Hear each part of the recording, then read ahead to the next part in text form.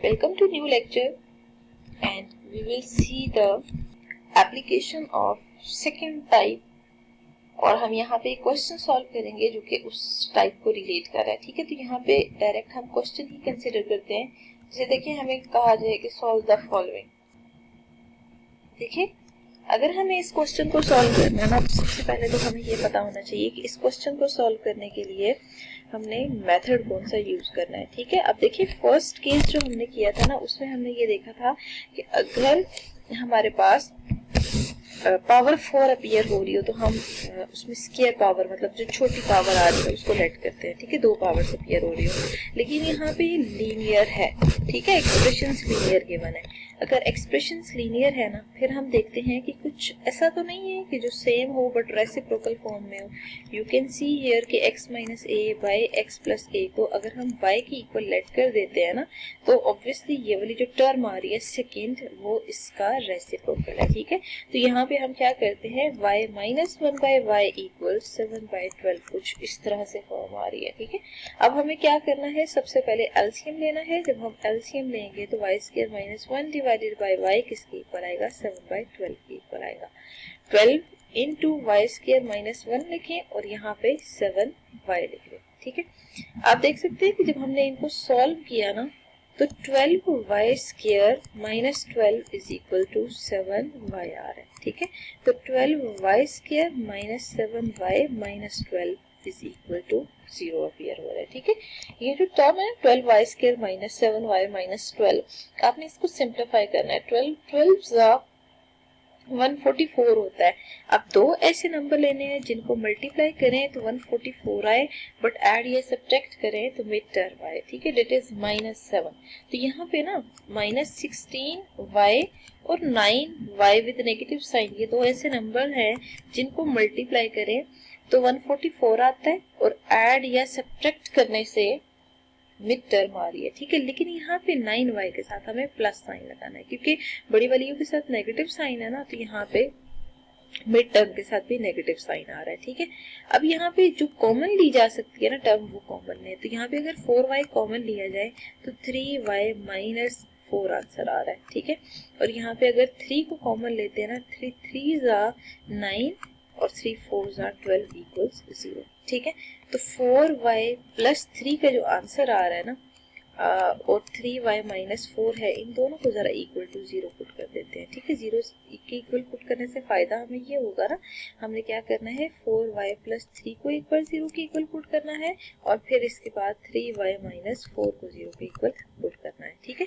देखिए पुट करके हमें बेनिफिट क्या होगा, 4y प्लस 3 इक्वल टू 0 है और सेकेंड टर्म थी 3y माइनस 4 इक्वल्स 0। ठीक है जी, यू कैन सी हियर ये दो टर्म्स हैं। ठीक है, अब हमें यहाँ पे y को बैक सब्स्टिट्यूट करना है।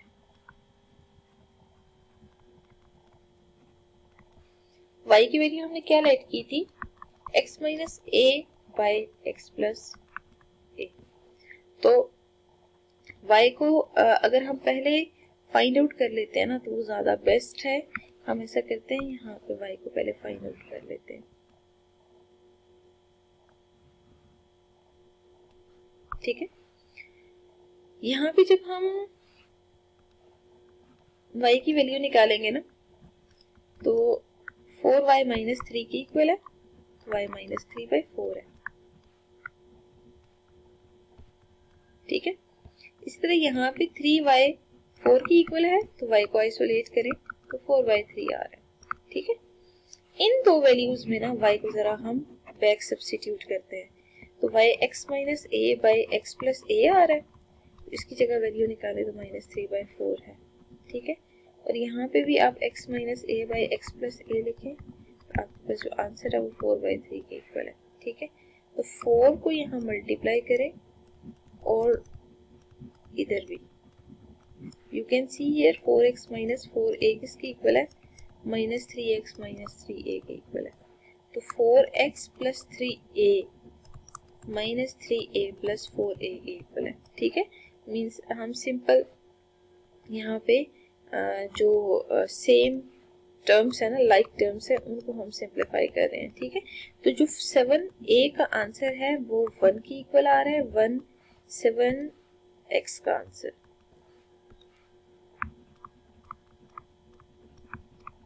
तो यहाँ से x की वैल्यू निकालें तो a/7 के इक्वल आ रही है। ठीक है, ये हमने x की एक वैल्यू फाइंड आउट कर ली है। अब हमें x की दूसरी वैल्यू भी फाइंड आउट करनी है और उसमें भी हम आइसोलेट ही करेंगे। 3 को मल्टीप्लाई करेंगे x माइनस a से और 4 को मल्टीप्लाई करेंगे x प्लस a से।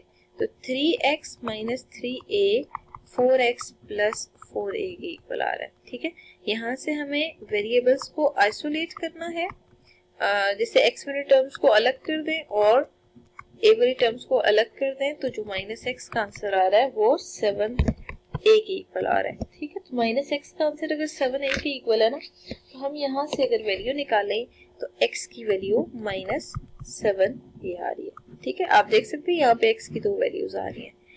अब ये जो दो x की वैल्यूज आ रही है ना, इनको उठा के आप सोल्यूशन सेट की फॉर्म में लिखें तो एक x की वैल्यू है a/7 और दूसरे x की वैल्यू है -7a। This is the required solution. First of all आपने क्या किया, यू कैन सी हियर कि जो टर्म रेसिप्रोकल फॉर्म में गिवन है ना, हम उसको वायलेट करते हैं। वायलेट करने के बाद आपने इक्वेशन में सब्स्टिट्यूट किया